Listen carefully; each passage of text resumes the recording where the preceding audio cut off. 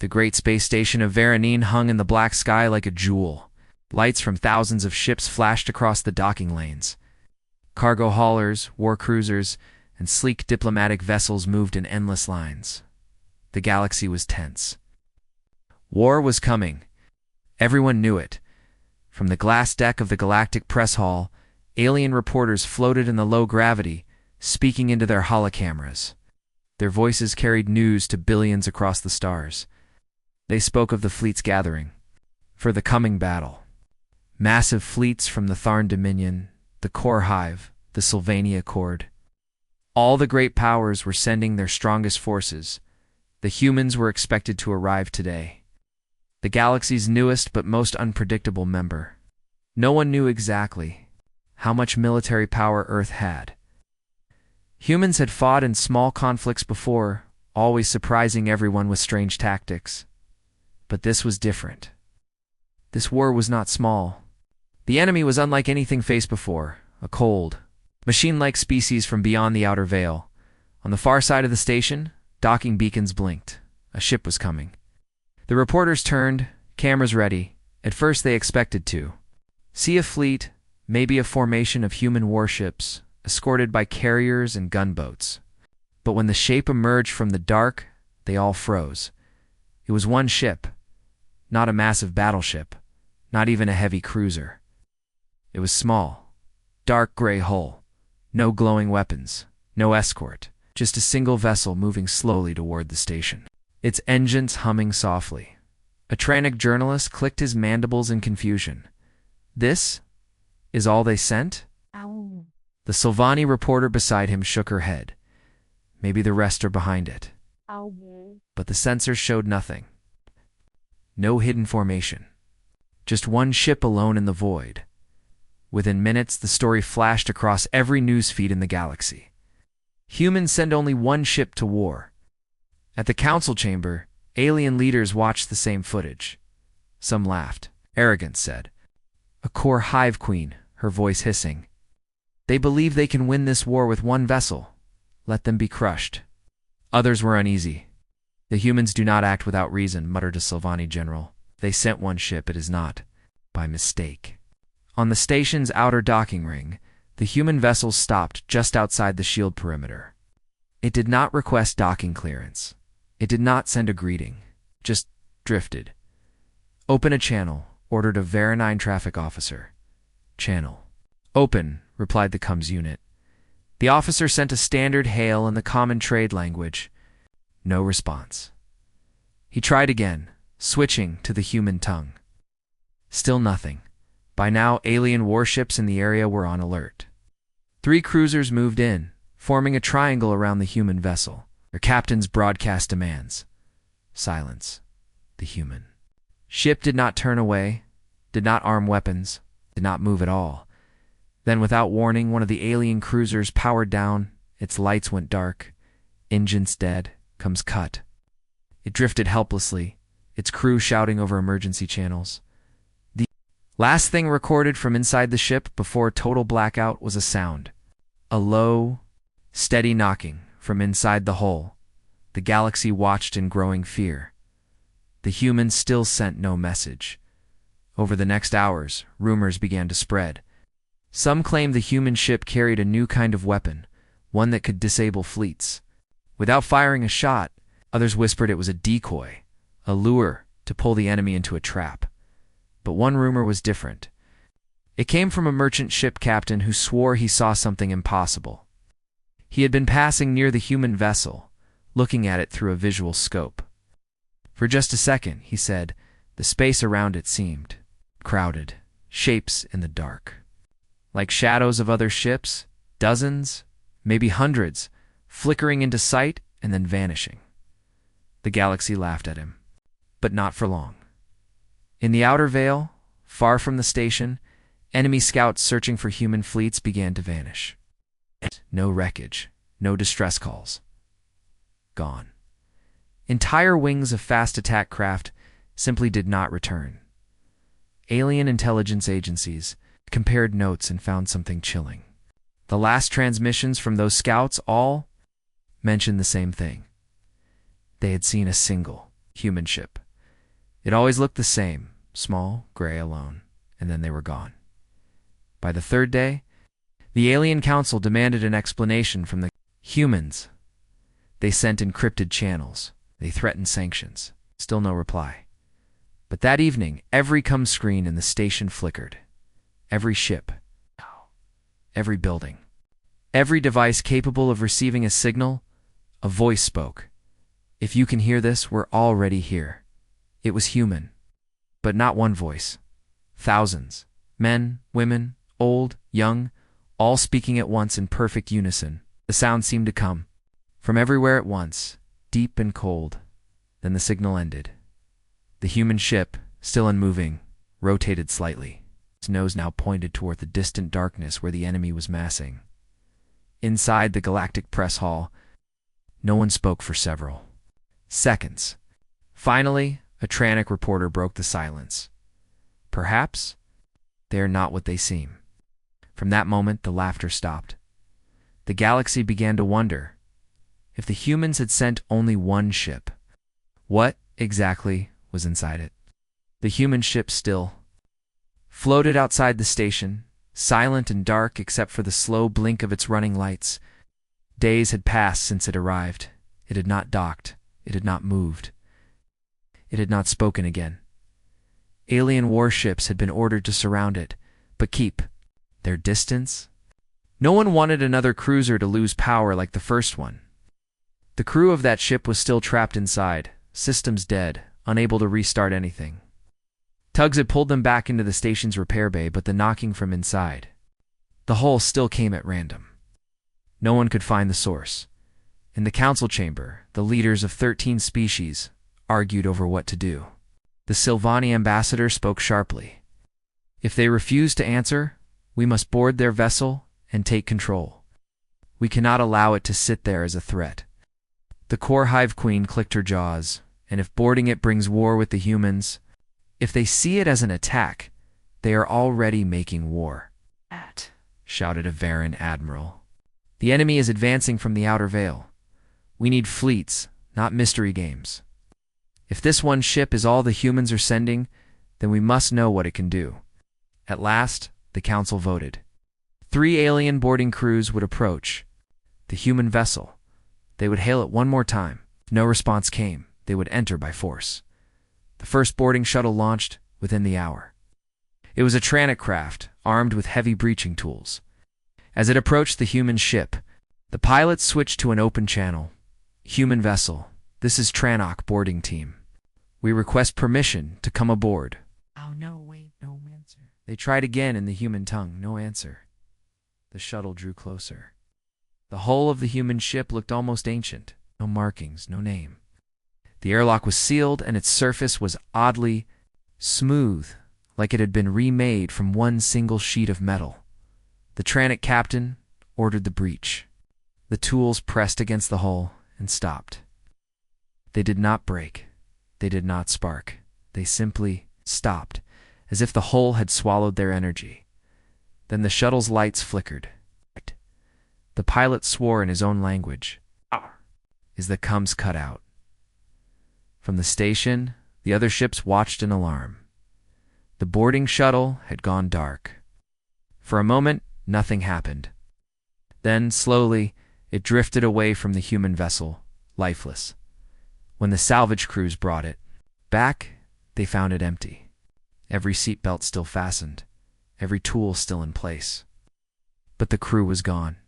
The council erupted in panic. We must destroy it, cried one. If we fire now, we may still enough, said the Sylvani general. Fired until we know what we are facing. The second boarding attempt came from the core hive. Their small craft was unmanned, controlled remotely from the station. It carried drones inside, programmed to search and record. The drones entered the airlock easily. The hatch opened as if it had been waiting. Inside was darkness. Cameras showed a long, narrow corridor with walls of dark metal, smooth as glass. No markings, no signs of crew. The drones rolled forward, their sensors searching for life. Something moved at the far end of the corridor. The cameras caught it for only a second. Shape, humanoid, tall and thin. Its head tilted slightly, as if it were listening. Then it was gone, vanishing into the shadows without a sound. The drones followed, but the signal began to break. Static filled the screens. One by one, the drones lost contact until none remained. The unmanned craft drifted back toward the station. Its data logs were empty. All recordings of the figure were gone. The council met again, voices rising in fear. If the humans are doing this, why? Why send such a ship? What do they want? No one had an answer that night. As the alien fleets patrolled the edges of the station's safe zone, a Sylvani scout ship made a quiet approach to the human vessel. Its captain had not asked permission. He wanted answers for himself. The small scout latched onto the side of the human hull. The captain stepped into his suit and prepared to cross over. As his magnetic boots touched the alien metal, he felt something strange, a vibration. Slow, steady, almost like breathing. He walked along the hull toward the airlock. The stars seemed dimmer here, as if the darkness around the ship was thicker than normal space. He placed his hand on the airlock controls. They opened at once. The captain stepped inside. His helmet camera streamed back to his ship, showing the same smooth corridors the drones had seen. He moved forward slowly, calling out into the empty ship. Then he stopped. In the middle of the corridor stood a human. The man wore no helmet, no suit. His eyes were pale gray, his face calm. He looked directly into the camera and spoke in perfect Sylvani language. "Go back." The captain tried to speak, but the man continued, voice low and cold. "We are all ready. Where we need to be, do not interfere." The lights in the corridor went out. The camera feed dissolved into static. When the scout ship's crew tried to contact their captain, they received only silence. The airlock cycled open, and his suit floated back across the void. Empty. The galaxy now knew one thing. The human ship would not answer, but it did not need to. Whatever it carried was already at work. Far from the safety of the station, the enemy gathered. They were called the Veilborn, cold, silent, and without mercy. No one knew if they were living beings or machines that had forgotten their creators. Their ships were black wedges of metal, covered in spines and sensor arrays. They spread like a plague through the outer veil, swallowing star systems one after another. Now they were coming for the heart of the galaxy. Dozens of scout wings moved ahead of their main fleet, fast, light, and deadly. These ships were meant to find the enemy and report their strength. The Veilborn expected resistance from every species. What they did not expect was nothing. In the quiet between stars, the first scout wing vanished. They had been tracking energy signatures from the human ship, a single vessel, small and slow, drifting in deep space, far from the station. The scouts reported visual contact. Then their voices changed. Static flooded the channels. Short, sharp bursts of sound, like breathing. The lead scout's last message was a confused whisper. "They're everywhere." And then silence. No. Debris. No distress beacon. No escape pods. The entire wing was gone. When the second wing went missing, the Veilborn grew uneasy. They sent 3 times as many scouts, armed with heavy plasma cannons. They found the human ship in the same place alone, cold. Unarmed, the Veilborn opened fire. The human ship did not move. Sensors recorded the plasma bolts striking the hull, and then vanishing. No explosion, no heat. Simply been swallowed. The Veilborn scouts prepared for another volley. That was when shapes appeared in their sensor readings. Hundreds of them, closing in from all directions. The shapes were impossible. They moved faster than light. They were there one moment, gone the next, only to appear again in another place. They had no engine signatures, no energy output, nothing a machine could track. Visually, they were worse. Flickers of metal and shadow. Human-shaped figures standing on the empty hulls of ships, their faces hidden in black helmets. And behind them, the ghostly outlines of ships that should not exist, ships no one had ever built. The Veilborn fired wildly, but every shot missed. The shadows moved closer. One scout transmitted its final words to the fleet. "Too many. It's too fast. 2, and the signal cut. When the Veilborn sent retrieval craft, they found nothing. No wreckage, no fragments. The space where the scouts had been was empty and still. The news spread fast. Even though the Veilborn had not spoken to the galaxy in centuries, their actions were clear. They slowed their advance. Something was hunting. Their scouts. And it was tied to that single human ship. Back on Varanine. The Galactic Council watched the intercepted transmissions in silence. The Trannic delegate slammed a claw against the table. "We must know what is aboard that vessel. If they can make fleets vanish," the Sylvani general raised a hand. "You would risk angering them? After what happened to your boarding crews?" Argument was cut short by a new transmission. It came from the human ship. For weeks it had been silent. Now every comm screen in the station lit up at once. The image was static, but the sound was clear. The same chorus of human voices from before, thousands speaking at once in perfect unison. This time, they said only 2 words. Next phase. Then the signal cut. In the days that followed, the Veilborn scouts stopped reporting entirely. Entire sectors went dark, their communication relays silent. Only sign of movement was the slow, steady path of the human ship as it drifted deeper into Veilborn space. The galaxy began to ask a new question, not why the humans had sent only 1 ship, but how far they were willing to go. And somewhere, in the cold dark between stars, the shadows moved again. The galaxy waited. The Veilborn advance had slowed to a crawl. Systems they once devoured in days now remained untouched for weeks. Galactic Council's analysts believed only one thing could be causing it. The single, human ship. It had not returned to the station. It had not asked for aid. It moved deeper into enemy space, alone and silent. On Varanine, alien leaders argued day and night. Some demanded to know the truth from the humans. Others feared that asking might bring the same fate as the missing scouts. But one truth could not be denied: the humans were not losing. Then, on the 9th day after its last message, the human ship spoke again. It began without warning. Every comms device in the station came to life. Ship radios, personal, wrist units, even the hidden emergency channels used only by the Council. The image was darkness. The sound, a voice, no, not one voice, millions. Men, women, old, young, all speaking together, perfectly in sync. Their words were clear in every language known to the galaxy. Do not interfere. The voices spoke without emotion, no threat, no plea. Just a statement. Every being who heard it felt the same strange pressure in their chest, as if someone unseen was standing very close. Watching, in the council chamber, the Tranok delegate whispered, "They know we are listening." The voices continued, "We are already among them." No one needed to ask who them meant. The Veilborn, and then silence. The signal ended. For a long moment, no one spoke. Then the Varan admiral slammed a fist against the table. "What does it mean among them? Are they inside the Veilborn fleets? Inside their worlds?" The Sylvani general answered quietly, "Or both."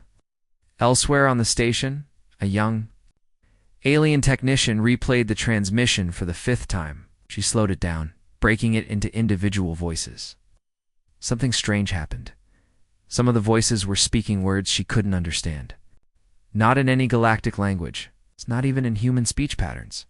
It was faster, sharper, like a code. And within those coded voices were sounds like coordinates. Coordinates. In Veilborn space, she forwarded her discovery to her superiors. Within hours, small scout drones were sent to the first set of coordinates. What they found shocked the Council. A Veilborn supply station, untouched by battle, was floating empty. Every crew member was gone. No damage, no signs of struggle. Just gone. On the walls, burned into the metal, were handprints. 5 fingers. Human, the same result came from the second set of coordinates. And the third, the humans weren't destroying. The Veilborn fleets. They were erasing them. Quietly, completely. The galaxy began to whisper in fear. If the humans could do this to the Veilborn, what could they do to everyone else? In the dark of the outer veil, the Veilborn made a move. They gathered their remaining forces into a single massive fleet, a wall of black ships stretching across the stars. The human vessel was still out there, moving toward them. The alien observers expected a battle. Instead, something else happened. The human ship stopped. No weapons fired, no fighters launched. It just floated, nose pointed at the enemy fleet. Hours passed. Then the enemy ships began to turn on each other. At first it was small, a gun turret swiveling the wrong way, ship-breaking formation. But soon, entire destroyers opened fire on their own allies. The battle became chaos. Veilborn ships slammed into each other, tearing themselves apart. From the station's sensors, the readings made no sense. No hacking signals, no jamming, no known form of attack. The only visible change was the appearance of shadows inside the enemy ships, tall, human-shaped, moving through corridors where no humans should be.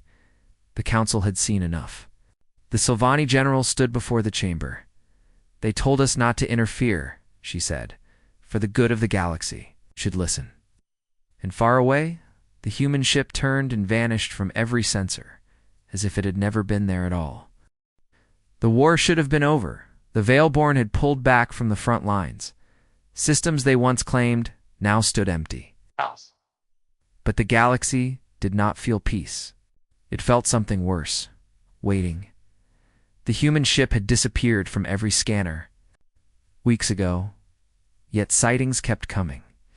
Merchant captains swore they saw its gray hull drifting in asteroid fields. Refugee ships claimed to pass by it in deep space lanes, always alone, always silent.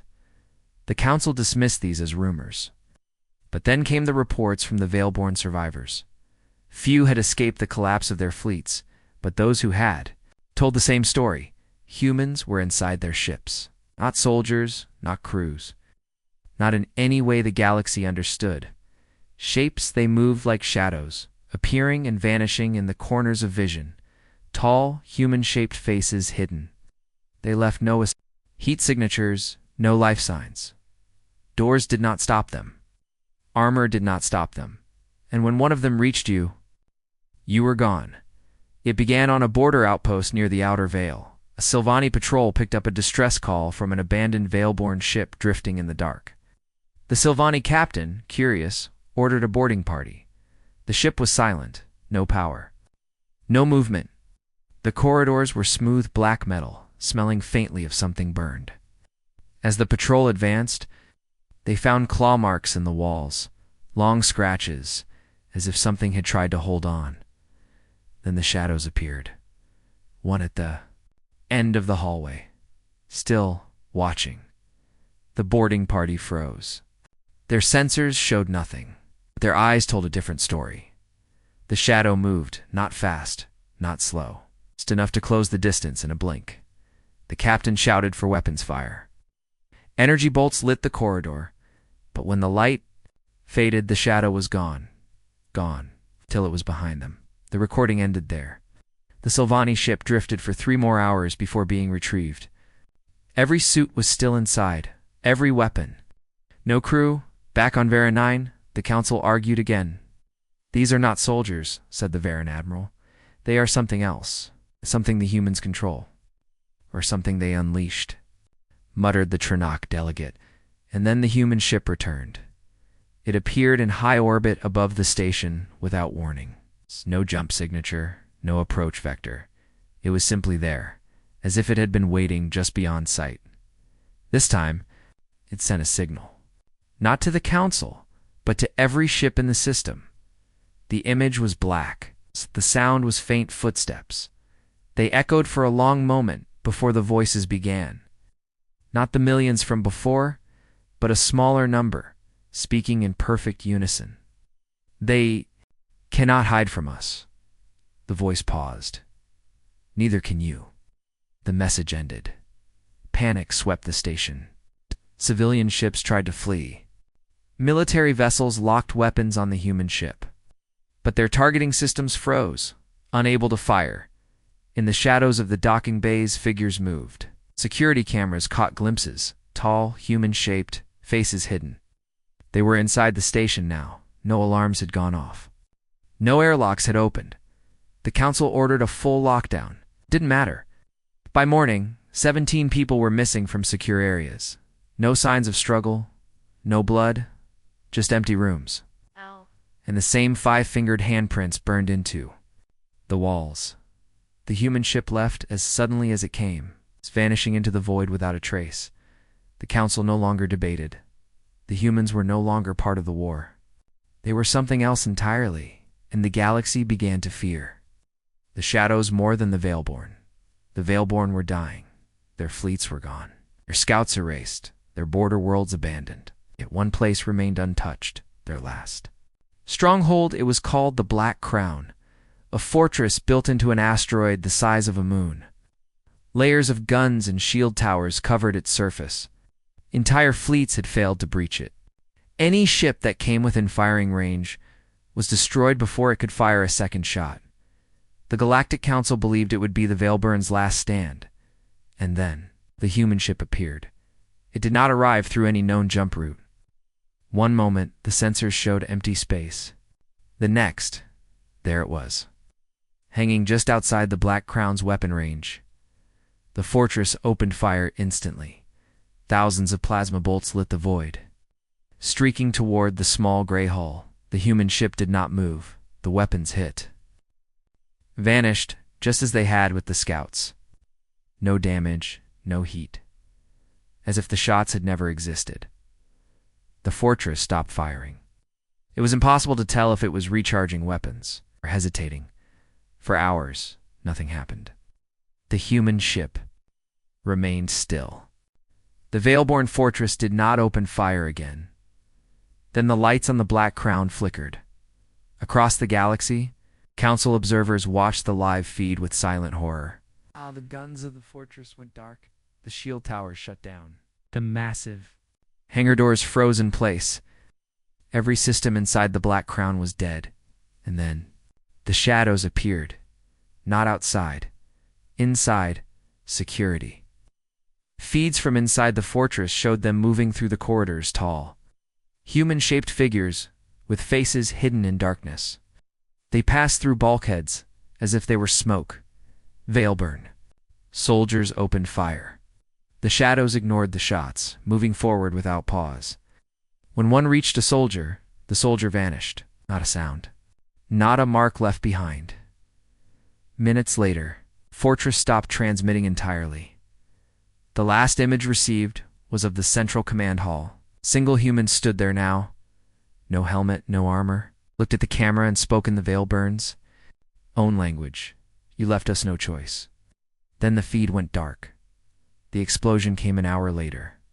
It began deep inside the fortress, a silent flash that expanded until the entire asteroid was gone. No debris remained. Not a fragment of metal. Not a drifting stone. The Black Crown had been erased. The human ship lingered in the empty space for a moment, then turned back on Veronine. The council received a short transmission, just 2 words, spoken by thousands of human voices in perfect unison. It's over. But no one believed it, because every leader in that chamber felt the same quiet fear. If the humans could destroy the strongest fortress in the galaxy without a battle, they could destroy anything, even them. And somewhere, in the deep dark between the stars, the human ship kept moving, not back toward Earth, but somewhere. Farther still, somewhere no one could see. The war was finished. The Veilborn were gone. No ships, no stations, no trace they had ever existed. And yet, human ship did not return. The Galactic Council demanded answers. They sent urgent messages to Earth. They offered rewards, threats, even promises of shared technology. For weeks there was no reply. Then one morning, the human ship appeared in high orbit above Veronine. No warning, no approach signal. Just like before, it was suddenly there. This time it sent a message directly to the council chamber. The image showed the ship's interior for the first time, but it was not like any ship they had ever seen. There were no control panels, no chairs, no crew stations. Just a long, dark hall lined with empty frames, hundreds of them like tall mirrors, with no glass. And then the voices began, not the millions from before, not the cold, perfect unison. It's time they came one by one, male, female, young, old, all human. We heard your questions. The camera shifted. Something stepped into view, a human woman wearing a simple black uniform. She had no weapons, no armor. Her eyes were sharp but calm. "You want to know why we sent only one ship?" she said. "Why it could do what it did? Why your enemies vanished?" She walked past the empty frames, her hand brushing along the smooth edges. "This is not a ship," she said. "It is a carrier." The council members exchanged uneasy looks. A carrier for what? The Sylvani general asked aloud, forgetting, for a moment, that the feed could not hear her. The woman answered anyway. For them, she gestured to the nearest frame. Shimmer appeared within it, and a human figure stepped forward, tall, armored in black, face hidden. The same kind of shadow that had been seen on enemy ships. "This," the woman said, "is a ghost." The word meant nothing to most of the council, but the human historians in the room went pale. They are the memories of every human who has ever died in war. The woman continued, their minds, their skills, their will to fight preserved. Waiting, we call them back when we must. Another shimmer, another armored figure stepped from a different frame, then another. Soon the hall was full of them, standing in silent ranks. They do not need air. They do not need rest. They do not bleed. And they do not stop until the enemy is gone. The woman's voice never rose, never hardened. The Veilborn could not fight them. And if anyone comes for us again, neither will you. A Trannic delegate slammed his claws on the table. This is a threat. The woman smiled faintly. No, this is the truth. They've always been here. One ship is enough. The shadows turned their heads toward the camera, though their faces were hidden. Every being in the chamber felt the weight of their gaze. And then, as the feed ended, the human ship was still in orbit. But within minutes, every station sensor lost track of it. It had simply faded away, as if it had never been there. For a long time, the council sat in silence. Then the Sylvani general spoke quietly. If they are telling the truth, we are not dealing with a fleet. We are dealing with all of them, all at once. No one argued. From that day, no alien ship ever tried to follow a human vessel again. No one wanted to see what came out of those frames. And yet, across the galaxy in dark places where war still brewed, whispers began to spread. The shadows had been seen again. It had been 1 year since the Veilborn War ended. Trade routes were open again. Fleets once built for battle now carried goods and travelers. The galaxy had begun to relax, but the humans were silent. No one had seen their ship since it vanished above Varanine. No human diplomats came to council meetings. No messages arrived. Some thought they had withdrawn to their homeworld. Others believed they had gone deeper into unexplored space. Then, without warning, every comm screen in the galaxy flickered. Not just military channels, civilian ones too. From warships to market stalls, from asteroid colonies to ocean worlds, every display showed the same thing, a dark star field. And one ship, the human ship, it did not move, it did not speak. For a long, heavy moment it simply hung in the black. Then the voice came. It was the same human woman who had spoken before. Her face was calm, her eyes sharp. But there was something different in her tone now. "You think we have gone?" she said. "You think we wait only for war?" She stepped aside, revealing one of the empty frames behind her. A shimmer filled it, and a shadow stepped through, tall, black-armored, faceless. "These are our ghosts," she said. "But they are not the only ones we carry." She walked down the hall, past frame after frame. Some were empty. Others shimmered faintly, as if something unseen stood within. We remember every battle, every betrayal, every life taken without mercy. And we remember the ones who begged for help and were ignored. Her footsteps echoed in the silence. The Veilborn were only the first. There will be others. There are always others. stopped, facing the camera again. We will not wait for them to find us. When we hear the call, we will come. One ship. Always one. That is all we need. The shadows behind her turned their heads toward the lens. And when we come, she said, her voice dropping to a whisper, there will be no second warning. The image cut to black. Across the galaxy, panic and awe rippled through every species. Merchants closed their stalls. Soldiers tightened their patrols. Leaders ordered secret fleets to be built, though they knew it would not matter. On Earth, no one spoke of the broadcast. But in the deep black between stars, the single human ship moved quietly, slowly, toward a faint signal no one else could hear. It was not a distress call, not yet, just a whisper in the stars. Listened.